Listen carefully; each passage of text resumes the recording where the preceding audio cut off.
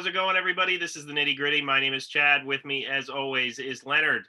And this week, we are going to do another rebook, a WrestleMania 2 rebook, to be exact. So previously, our first go-around with this idea, we did WrestleMania 1. We took the roster as it was on that day and compiled our own cards to make the event maybe a little bit better. And we decided to talk about it in that way. So we're going to do the same thing here. We looked at the roster for WrestleMania 2 as it was on that day, and we tried to stick to that roster. More on that later. But we tried to stick to the roster in... odd that you would say that. We have not previewed each other's rosters or each other's cards, I should say. We don't know what the other one did. So, yeah, I have a finagle. As do I. Okay. Okay. So it would be funny if it's the same finagle. We'll see what happens. And so let's first preview the original event itself. WrestleMania 2 took place on Monday, April 7th, 1986. So that means it was the only WrestleMania that was not held on Sunday. And oddly enough, when I looked up the date, I was like, oh, well, something's wrong here because it was a Monday. And I go, right. Yeah, it's like, oh, well, either this calendar is wrong or they have the date wrong. So, yeah, so it was actually on a Monday. I find that fascinating. Right. And it was that, that didn't happen until WrestleMania 36 was held on 2 nights. But as far as the Monday goes, that was the first. And it was held at 3 separate venues: the Nassau Veterans Memorial Coliseum in Uniondale, New York, the Rosemont Horizon in Rosemont, Illinois, and the Los Angeles Memorial Sports Arena in Los Angeles, California. So based on that, let's go, before we give our opinions on the card here, let's go over the matches themselves. So we had the Magnificent Morocco and Paul Orndorff in a double countout.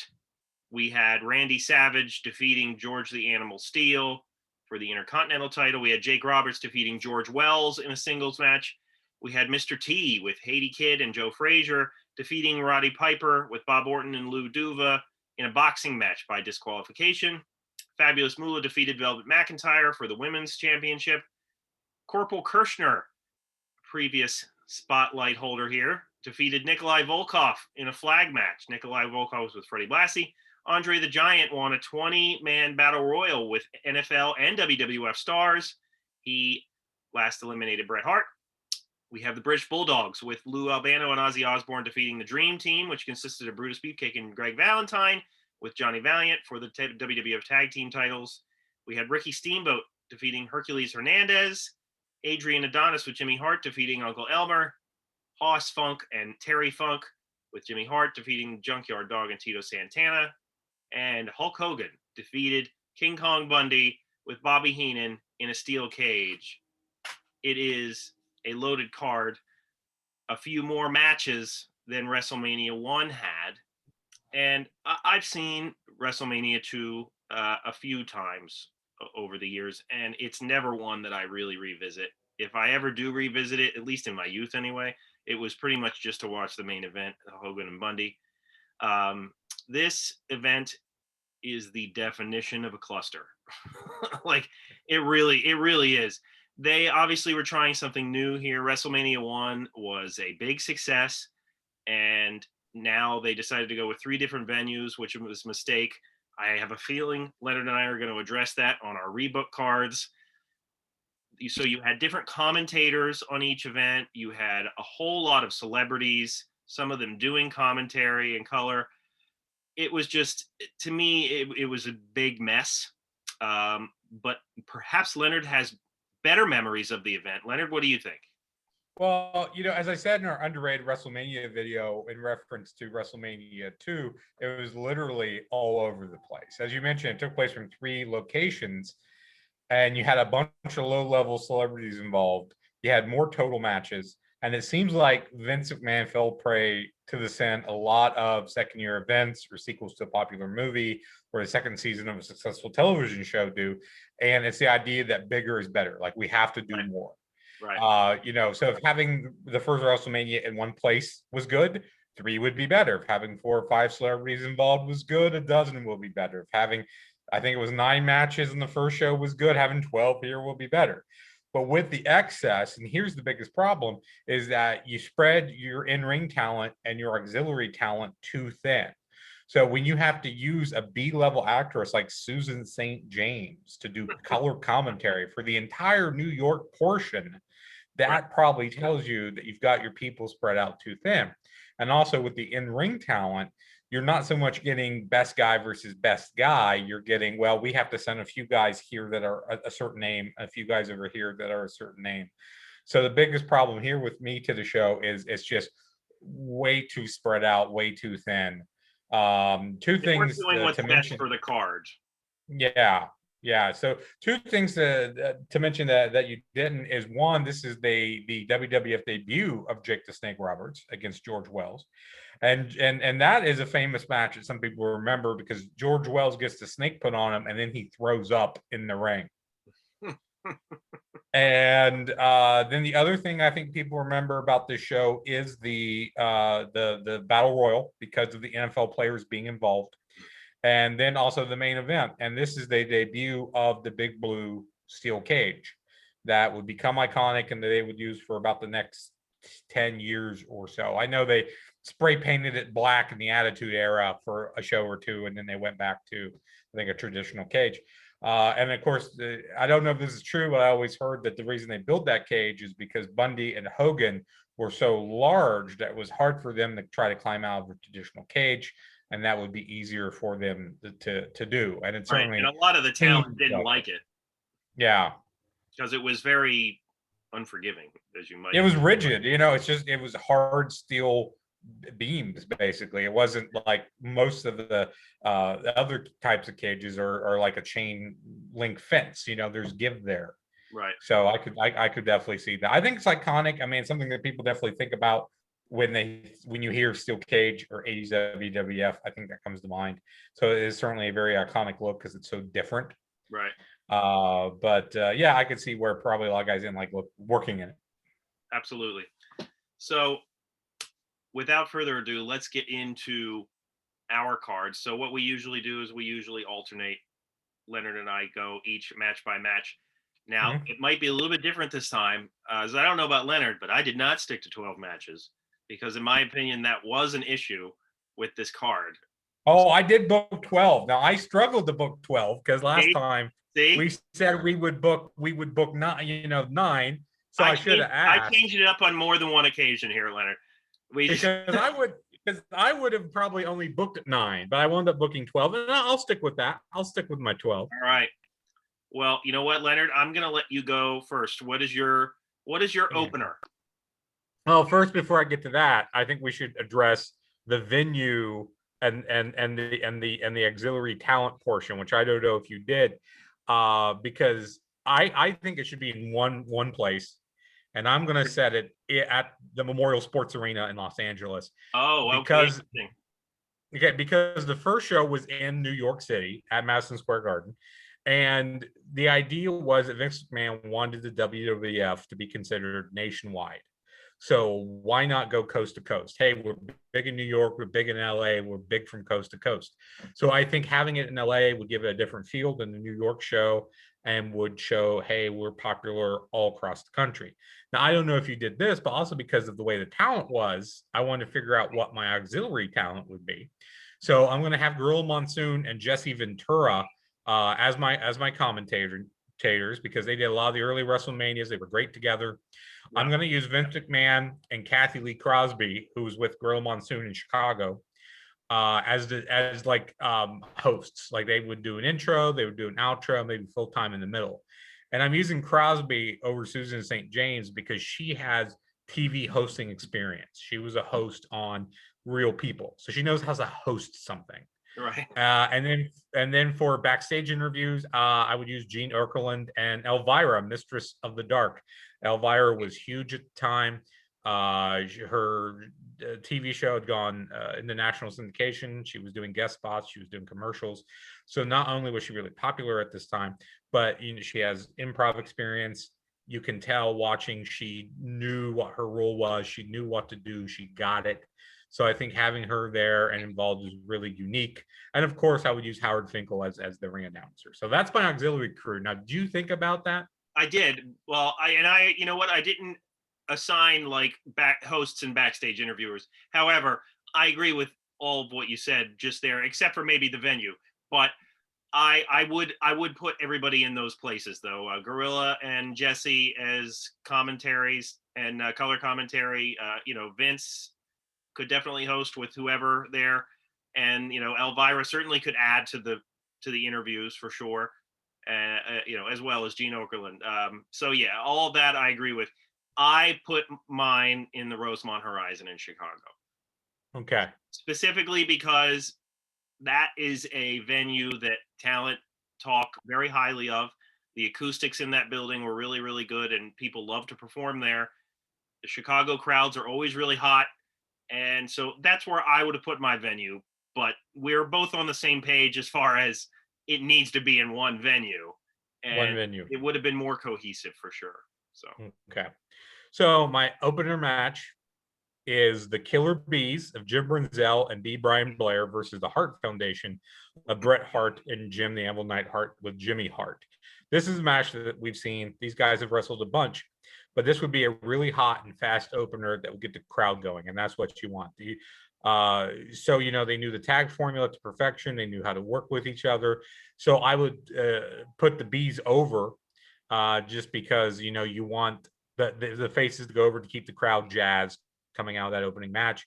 And probably I would have it be via bad Jimmy Hart interference. Something would backfire on him to kind of protect the Hart Foundation a little bit. But that would be my opener. That's a good one. I think that would definitely be a fun match. And you know what, Leonard, I have to correct myself. If I include the dark match that I put, since I did one it the last time, I do have 12 matches if we include that. Yeah. So okay. My dark match, I'll do my dark match and my opener. Sure. So my dark match champion, Paul Roma versus Greg Valentine. He needs a dark match title belt. Yeah, that needs to be a belt. Next time we do a Fever Dream matchup, we'll do the dark match title. I think that's a great idea. All low-level people. Yeah. We'll make that list. But yeah, so Paul Roma versus Greg Valentine, I think that they could keep the crowd entertained sufficiently before the opener, which would be Ricky Steamboat versus Roddy Piper. So I had on WrestleMania 1, I also had Ricky Steamboat as an opener. I just think that Piper was still very much in his prime here, and I don't think that he was used correctly as far as the boxing. And I think that he and Ricky Steamboat could really have put on a good match. It would have been a combination of like standard wrestling versus, technical high flying skills of Steamboat. I think that it could have been a really fun way to open the show. I definitely would have had Piper go over. Absolutely. Just to keep the feud going, if nothing else. So what's your second match? My second match is I kept the flag match, but I changed one of the participants. It's going to be Hillbilly Jim versus Nikolai Volkov and Classy Freddie Blassie. For a show like WrestleMania in this time period, doing a USA versus USSR match and making a flag match, makes sense. It's something that the crowd can really get behind and be hot for because we're in the middle of the Cold War. And Jim was just more over than Corporal Kirshner. He has a bigger personality, has more charisma. It's a different type of larger than life character. And you can't have a heel win a match like this. So I would have Jim going over in the flag match and celebrating with the U.S. flag. I like that, substituting Hillbilly Jim for Corporal Kirshner. I think that would work. Absolutely. So my second match is where my change up comes into play. Okay, we'll see. Mine comes in number 3, so we'll see what you do. All right. So I moved the women's match to number 2, and the original match obviously is Fabulous Moolah versus Velvet McIntyre. And if you look on the roster that we looked on, there really isn't any other female talent on the roster. Yeah. However, there is another female on that roster. So I actually have my change up, a person that isn't in WWF at the time at all. And if Leonard, if you say, you know what, I don't accept that, I have a person that was on the roster as well. So Okay. two possibilities here. So it would be Fabulous Moolah versus Sensational Sherry with Velvet McIntyre for the WWF Women's Championship. I know that kind of makes people's head explode, face heel type things going on there, but Sherry was another female talent. I looked at all the rosters on this day, and Sherry was the one I found. So, like, where was she? Was she in the AWA at this time? AWA, yeah. Okay, so we're importing Sherry from the AWA. And if we don't go with Sherry, we would have Fabulous Moolah versus Linda McMahon. That's awesome. I love that. But right? You know what? I'll let you keep Sherry if you let me keep mine. All right. So that is my second match. So we'll go right into Leonard's third match then. Okay. So my third match is the Soul Patrol of Rocky Johnson and Tony Atlas versus the Funk Brothers of Terry and Haas. Now, I'm sure in retrospect, Vince McMahon would have loved for Rocky Johnson to have a big WrestleMania moment because of how big his son would become. But that's hindsight being 2020. And I know on the one list, the one website that we used before, and I looked at that list, and Rocky Johnson was on it, but so was like Sergeant Slaughter and Jimmy Snuka. And I was like, I don't think those guys were around. And Slaughter was in the AWA at that point, and so was Snuka. And Rocky was just gone. Like he was opening the outlaw mud shows in Poughkeepsie for gas money at that point. So since Rocky wasn't with an actual company, I think it would be really easy for him to come back for a Soul Patrol reunion. You know, the first black tag team champions. You promote that as a Soul Patrol reunion. You've got, you know, the hip jive black guys against the redneck Texas dudes. That's an easy story to tell just on the visuals. Because again, with WrestleMania, you got a lot of people who are not wrestling fans are going to be watching this, and they were heavily promoting this to a casual audience, you know, the second show. So that's a story I think you can easily tell. Now, I would have the heels go over clean just because they were the regular team. The Funks were getting a push. The Soul Patrol, you know, wasn't. They weren't together at this time. But so if you can have Sherry, then let me find out wherever in the world Rocky Johnson was, and let's bring him in and do this tag match. You know what? I'm all right with that. And I think as you were talking there, I was thinking to myself, you know what? We should give each other one cheat per rebook. I think that's fair. Yeah, okay. So I think I think there should be a logical cheat. You know, I don't think you should. I don't think you can bring in Ric Flair. Okay, yeah, that makes sense. Yeah, I don't think you can bring in like the Road Warriors or Ric Flair or something like that. I think that's too big of a cheat. But Sherry, considering that the women were, you know, so few at that time, and I think most of them did travel around a lot. And again, like I said, with Rocky, he might have been with some very small territory at that time, but he wasn't really doing much from what I could find. So, you know, I think both of those are logical. Both of those are okay. If your cheat was, you know, we're going to have the Rock and Sock connection against the Funks, I think that would be an unacceptable cheat to go. Yeah, time travel is also probably not an acceptable cheat. Yeah.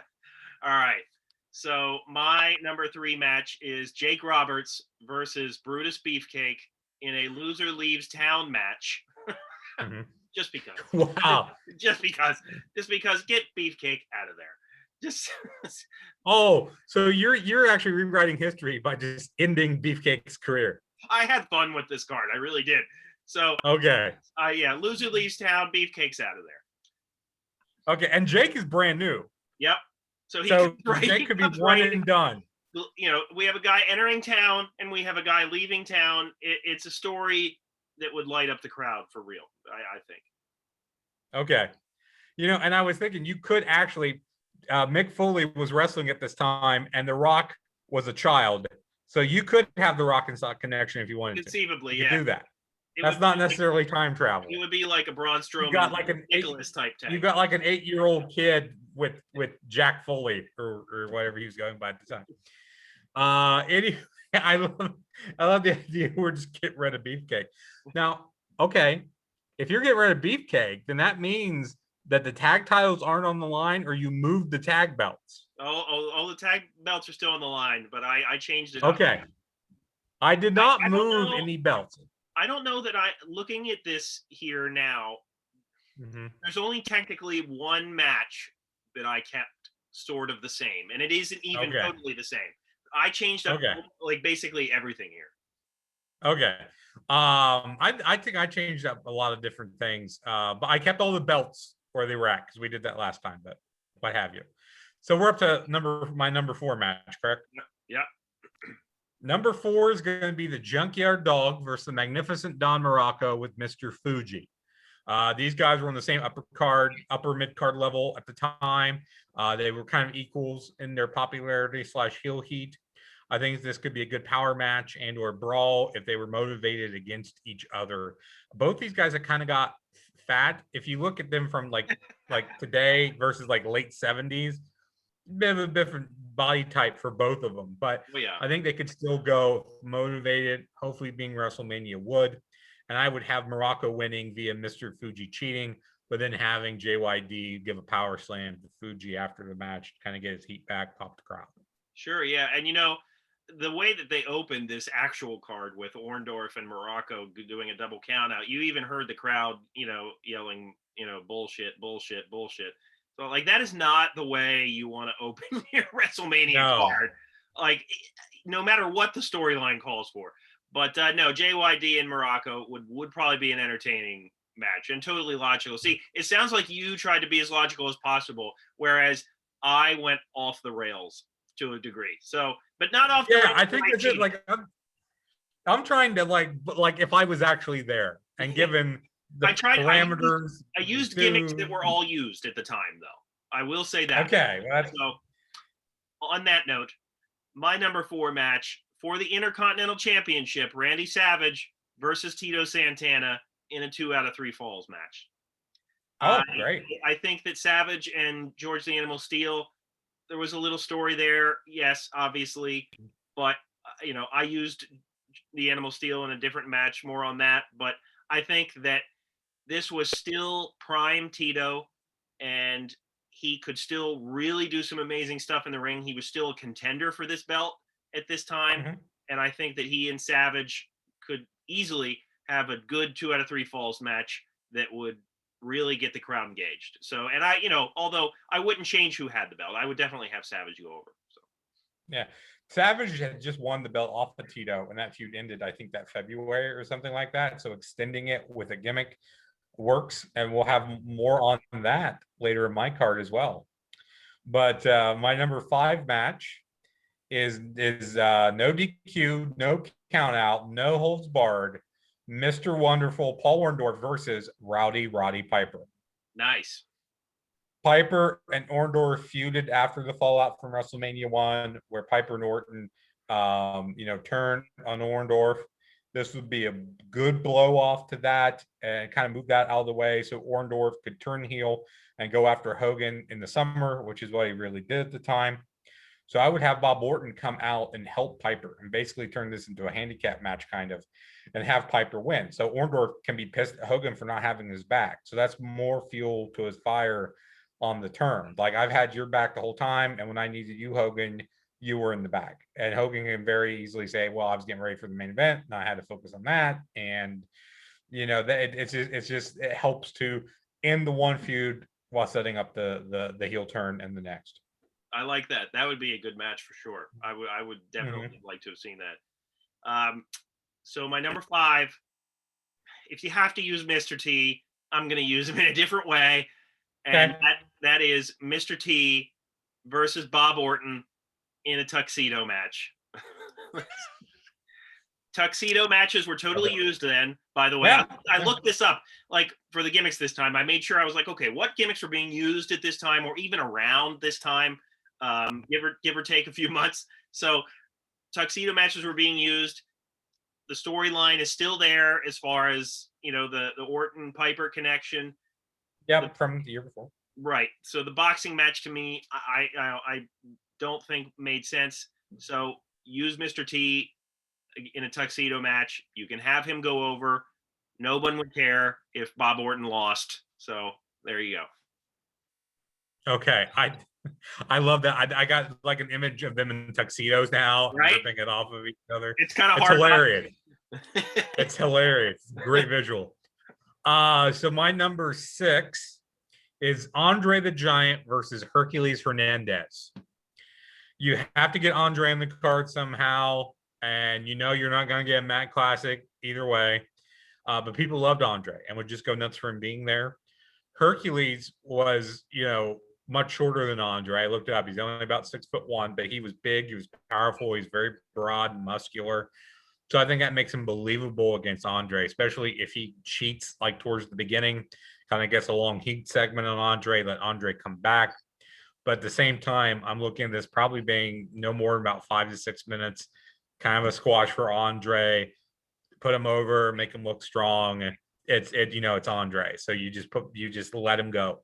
So that's why I would do, just kind of get Andre on the card. Right. Well, it's funny. Your match was Andre. My next match is Andre the Giant versus King Kong Bundy in a steel cage. So here's why. I think that you have two huge men, have them in a cage. Obviously we're years away from Vince doing crazy things with the cage, like, having Big Show hurl Austin into the cage and it comes off and that kind of thing. But just imagine what you could do with those two guys in a steel cage. Neither of them can go anywhere. They have to settle it inside.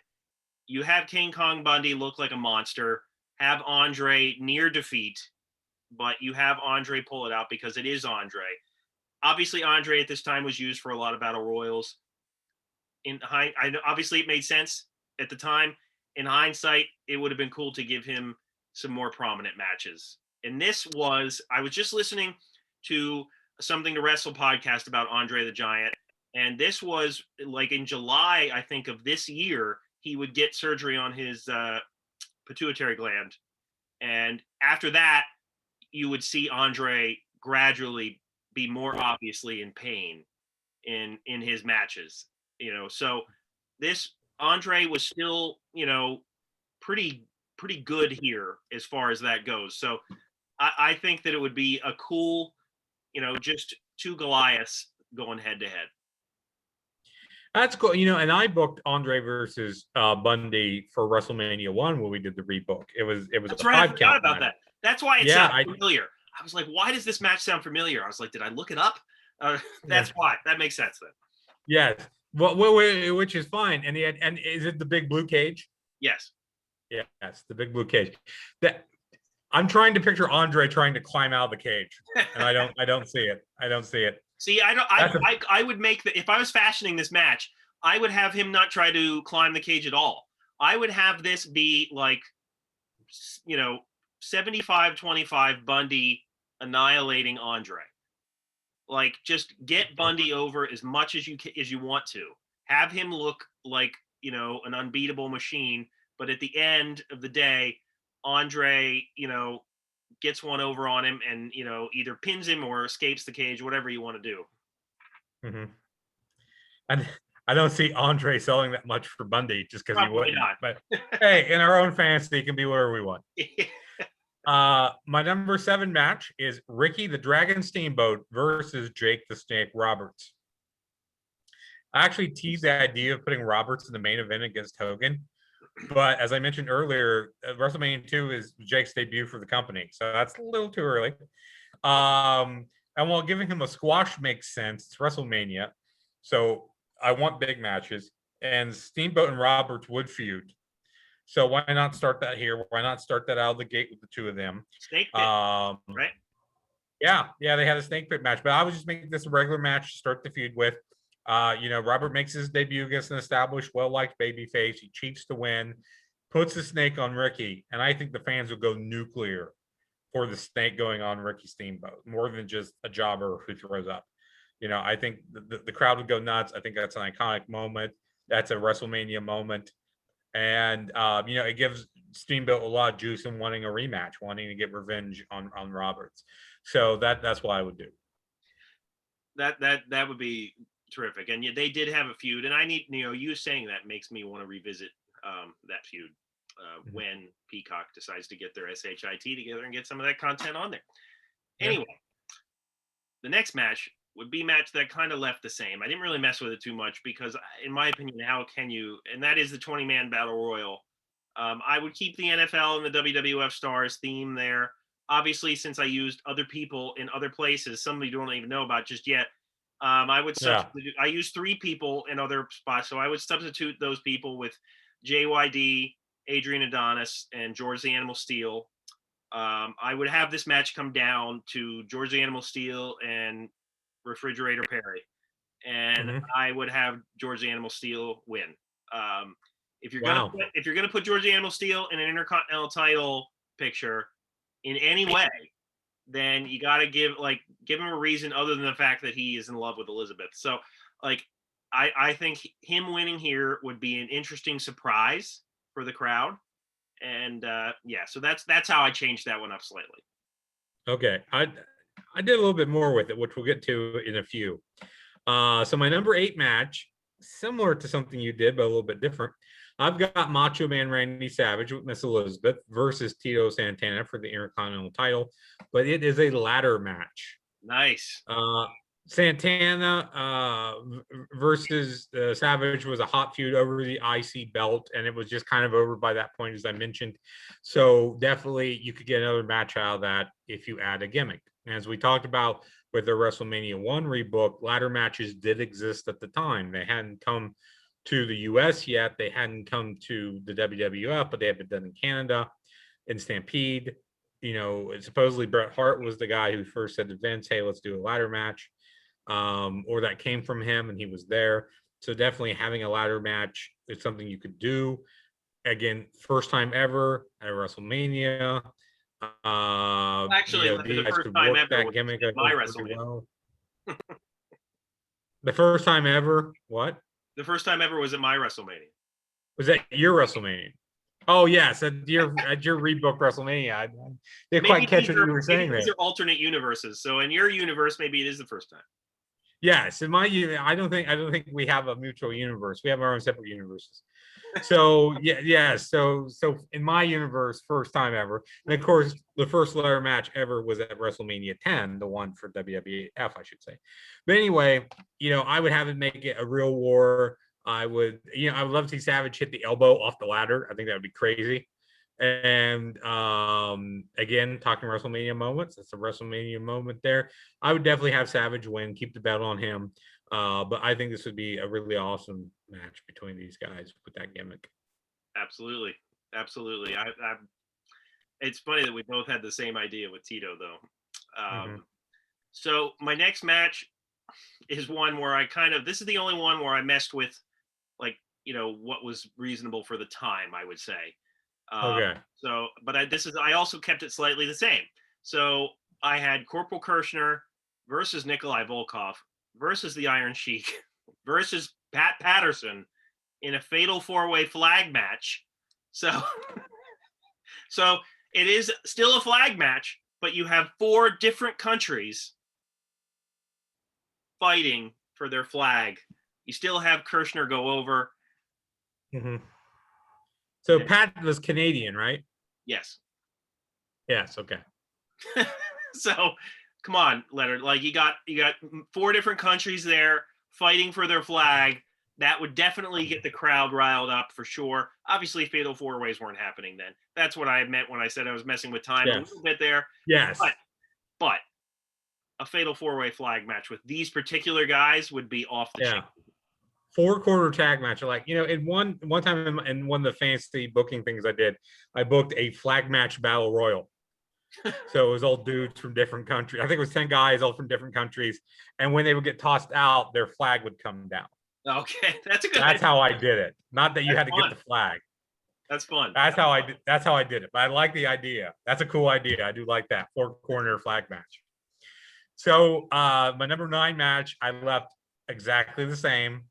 And it is the tag team title bout between the Dream Team of Bruce Beefcake and Greg Valentine, with Johnny Valiant versus the Bulldogs of Davey Boy Smith and Dynamite Kid with Lou Albano and Ozzy Osbourne. It just makes the most sense because I didn't move any belts around. I kept the belts on the Dream Team. They were in the hot feud, the Bulldogs. The Bulldogs were totally set up to win here and get the belts. There's other tag teams you could have used. It was a pretty good match. It was the Chicago leg main event. So not a whole lot else you can say. I'm just going to keep it the same. I think it's fine for what it was. No, that's I certainly accept that. However, my next match is for the tag team titles. I did not keep it the same, as we might have guessed already. Yes. It is the British Bulldog. You can keep Lou Albano and Ozzy Osbourne there versus the Funks, Os Funk and Terry Funk, for the tag team titles. I think if you're going to have the Funks there, use them in a really prominent spot. And, the Bulldogs obviously would still go over. And you know what? I have no idea even what the chemistry would be like here, because you have, Dynamite Kid, who's one of the best technical wrestlers that there was, certainly at the time. And you have Davey Boy Smith, who's more of a power guy, against the Funks, who have, being from Texas, have that kind of standard wrestling background. So it would be an interesting mesh of styles, but I do think star power, it makes the most sense. So are the Funks coming in as the champions? No. I would maybe they tried to brand Matilda or something. Okay, so the Bulldogs won the belts prior to this WrestleMania, right? Okay, so they're coming in as champions. Okay. My number 10, and this is where things get wonky. It's a lumberjack match with special guest referee Big Cat Ernie Ladd, featuring King Kong Bundy versus William the Refrigerator Perry. Nice. On the outside of the ring for the NFL, I would have Jimbo Covert, Harvey Martin, Ernie Holmes, Bill Fralick, Russ Francis, Ed Too-Tall Jones, and Dick Butkus, who were all the NFL guys that were in the Battle Royal. Jones and Butkus being referees. And for the WWF, I would have Bob Orton, Iron Sheik, King Tonga, George Animal Steel, Adrian Adonis, Ted Arcidi, and Danny Spivey. So there's some heels and faces on the outside there, but the idea is that this is the wrestlers versus the football players. So the wrestlers can all get on the same page for a minute to go up against the football players. And then at the end, you can have the faces chase all the heels off, and the face wrestlers can celebrate with the NFL guys. It's fine. Ernie Ladd played in the NFL and he wrestled, so he makes the perfect guest referee for this. Also, I love the visual of a stare down between Bundy and Perry. Absolutely. I think that is an iconic image that would show up in montages to this day. Perry was, of course, like the most famous, popular football player on the planet at the time. He was doing a bunch of different endorsements and guest spots, and he had just won the Super Bowl as part of the Chicago Bears. So, as we said, people remember that Battle Royal, but I think it was just kind of messy. So I was trying to think, how can I use all those guys for crossover appeal, but kind of limit their in-ring action? Right. So I came up with the idea of the lumberjack match. Perry, of course, using him because, as I mentioned, how popular he was. If they can get Lawrence Taylor ready for a possible match in a couple months, they can do the same for Fridge, who was in great shape at the time, very agile for his size. So I would probably have all hell break loose, and in that, Bundy, accidentally hitting Ladd or taking a shot at Ladd, and then you have Ernie Ladd pop him one, and this allows Perry to get the win. So that's what I would do. I think it's just a big fun brawl. It's something that people would remember, and I just think it would come off cleaner than the Battle Royal. No, that's a good way to use those guys, and I think that it's certainly within the realm of possibility. Obviously, you mentioned Lawrence Taylor, and not eventually, he already used Mr. T, but Vince was always in the game of using celebrities in matches if it made sense, and I think that one would have made sense. That would have been a cool match to see, and obviously, people listening might not remember how big William the Refrigerator Perry was at that time, but he was very, very popular. So my next match, second to last match for me, and it is Paul Orndorff versus Hercules Hernandez in a chain match. And chain matches were used at this time. And, I was trying to figure out a way to use certain guys, have these two, muscular, chiseled out of stone guys go toe-to-toe in a chain match. it would be a really physical, really good match between two underrated talent that would kind of pave the way for what people might see or not see in my main event, which we will get to eventually. But I would probably have Orndorff go over here since he is kind of headed for bigger and brighter things. So Okay. I'm interested because trying to calculate who you've used so far, I don't know if we're going to have the same main event, which would be interesting. So my next to last, my sub main, my Let Me Up match is a once in a lifetime legend showdown between Bruno Sammartino and Pedro Morales. We talked about before with the WrestleMania 1 rebook how, I didn't personally dig face-to-face matches because they really didn't do it at that time. But screw it. Both these guys were in the twilight of their careers. They were the two biggest names of the previous generation. We talked before, too, about how neither guy had a big WrestleMania moment. Both were involved with the Battle Royal here, but didn't do much in that Battle Royal. So, I think you booked this as a once-in-a-lifetime friendly match against each other, legend versus legend. You push that's a friendly contest. You have the guys show a lot of respect to each other, handshake to start with, and you just let them go out there and have a pure old school wrestling match. And I think that style and pacing may not work for some people, but that's why you use it as the Let Me Up match, because one, you're giving them a prime slot it's as the sub main, so you're showing them respect there. But again, too, it could be a match where some people could have that opportunity to get it up if they wanted to. So, on one hand, you would think, who do you put over here? I think you put over Bruno. He was by far the bigger star of the two. I don't think Pedro would have a problem with that. I would have Bruno win, very fair, very clean. And then in the end, have them both raise their arms in victory. I think that is another iconic image. I've been talking a lot about WrestleMania moments here in this card. I was thinking a lot about WrestleMania moments. So I think having Bruno and Pedro at the twilight of their careers, maybe even book it as a double retirement match, call it a double retirement match, and have them raising each other's hands in victory and respect. I think that's a great image.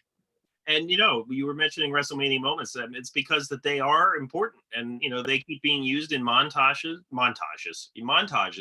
as the years go by. And obviously, that's a very big deal, and that's to a degree how some of the younger people remember and want to invest in some of these old events is based on, when did this moment happen? I should go back and watch that. But I think we're on a similar pages as far as using some of these guys. Just similar but different ideas. So, and so let's get to my main event. So it's interesting. You started, and you're gonna be finishing this as well with your main event. But my main event, and I almost second guessed myself on this, but then I went back and I was like, no. You know what? This makes perfect sense. Hulk Hogan versus Bruno Sammartino. Oh, okay. For the WWF Championship, and I wouldn't make this face versus face. So initially I thought that. Initially I was like, okay, let's just make this a face versus face. But I was like, no. I was like, there's a logical storyline that could be made here. And that is, you would see at WrestleMania 3, Andre the Giant go with Bobby Heenan. Have that Bobby Heenan was with King Kong Bundy here, keep in mind. So instead, you have Bruno turning heel and aligning himself with Bobby Heenan. You could easily fashion this storyline. Have Hogan and Sammartino maybe in an interview like with together, or they cross paths. Bruno thinks that Hogan disrespected him. What's this young up and comer got that I don't have? I never passed the torch to him. He's not going to be the standard bearer until I say he is. You have Bruno have a vicious attack on Hogan. Now, would this be a really great technical match? No. But think of how history would have changed here. Like, Hogan was always known as like, oh, you have to have the monster factory for Hogan. You have to have a new monster for Hogan to beat. We might not be saying that if he had faced somebody like Bruno or like a Bob Backlund, for example, like around this time. You have different eras clashing together. And as you mentioned, Bruno was in the twilight of his career, but I still think he could have pulled it out and had one really great match with somebody that was going to be is currently at that time the big thing. I think that we'd still be talking more about this event today had something like this happened. And as you said, it would have given Bruno a WrestleMania moment, which he didn't have, and an entire generation would be more familiar with him as a result. Obviously, I would have Hogan go over, and you could even have the show of respect at the end. Anything you wanted to do like that, it could be a really a highlight of the event, I think. So, yeah, I like the idea because I think you definitely have Bruno feel disrespected. He can still be true to himself and not go like evil heel. He feels disrespected. He doesn't feel that Hogan, is giving him and the previous generation their props. He doesn't like Hogan's not a great technical wrestler. There's a lot I think you could build Bruno up as having a legit beef. So I really like that. That's a cool idea. And it's a way better than what I came up with. So my main event, it's steel cage match because you've got to have the big blue steel cage. Hulk Hogan's your champion, putting the belt in the line with Mr. T. So I've got Mr. T on the outside with Hogan. And also, too, you can keep all the celebrities. Time Lasorda was the special guest ring announcer. Robert Conrad was the guest referee. And Ricky Schroeder was the guest timekeeper. Keep all those. That's fine. And so it's going to be Hulk Hogan with Mr. T versus Big John Studd with Bobby the Brain Heenan. So originally, I was thinking of putting Orndorff here, but then I realized he hadn't turned yet in real life. Right, yeah. So you could have moved that up, but why? As I mentioned earlier, I thought Roberts, but he had just debuted. I didn't want to leave it the same with Bundy. I didn't want to use Piper again because we both used Piper for our Rebook WrestleMania 1. Right. So really, Studd to me was the best option. He's a huge guy. He's a well-known name, an experienced veteran.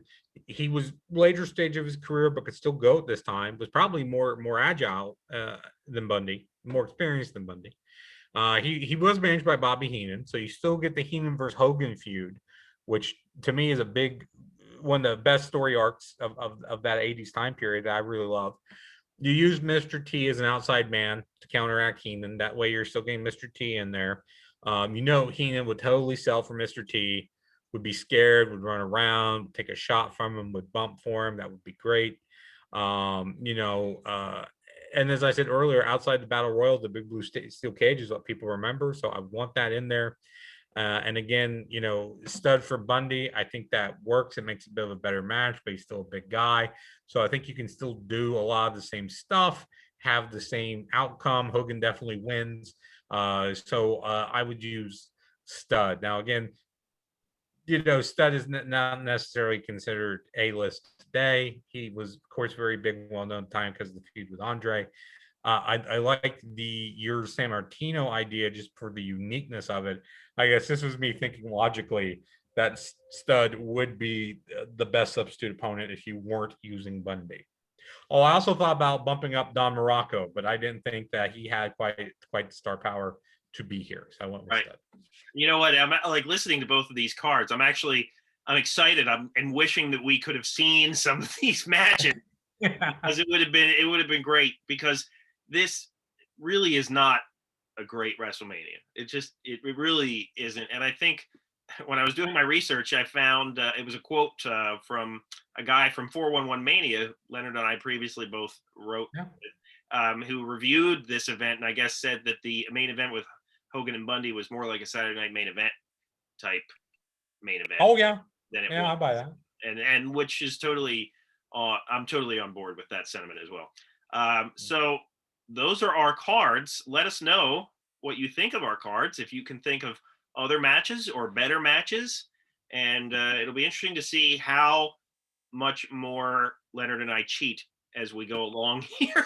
Yeah, I don't think we're going to do WrestleMania 3. I think that doesn't need rebooked. No, I'm glad you brought that up. I'm glad you brought that up because yes. I was thinking that too. I was like, that doesn't need, like, there's at least 2 iconic matches on that card that you wouldn't want to change as well. Oh, and by the way, I would keep Ray Charles opening the WrestleMania 2. Oh, definitely. That's one of the best versions of that song you. Yes, I agree with that as well. And used to, when people use America the Beautiful, a lot of times it's that version or a Ray Charles version.